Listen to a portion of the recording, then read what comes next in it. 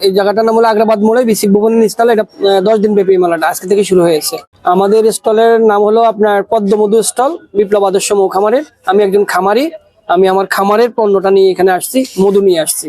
যে একজন খামারি কি পরিমাণ কষ্ট করে, সেই কষ্টটা সাধারণ ক্রেতাদের সাথে শেয়ার করার জন্য এবং ভালো মধু ক্রেতাদের হাতে তুলে দেওয়ার জন্য এখানে আসা। যেমন আমার এই মধুটা হলো সরিষা ফুলের কালিজিরা ফুলের মধু। এটা আমি সংগ্রহ করেছি আপনার মাদারীপুর থেকে, শরীয়তপুর, মাদারীপুর, ফরিদপুর বেল্টে এই মধুটা, ওই ছাড়া আর কোথাও হয় না বাংলাদেশে, একমাত্র পদ্মার বেল্টে। আর এটা হলো খলিশা, এটা হলো সাতক্ষীরা সুন্দরবনের। এটা একবার রেয়ার, খুব কম পাওয়া যায় এই মধুটা। এই মধুটা অত্যন্ত মানে আপনার ক্রিটিক্যাল মধু, যদি একটু ঝাঁকি খায় ঠিক এরকম হয়ে যাবে, একদম ফেনা উঠে দুধের মতো। এটা মানে আপনার গলায় পড়ে যাবে, আবার ঠান্ডা হলে এটা আবার ঠিক হয়ে যাবে।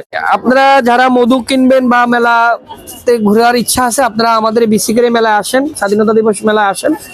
আপনার এই উদ্যোক্তাদের মেলায় আসলে উদ্যোক্তারাও আরো মানে আপনার উৎসাহিত হবে, তাদের পণ্যগুলো বিক্রি হবে এবং তারা কাজে আরো মনোযোগ দিবে।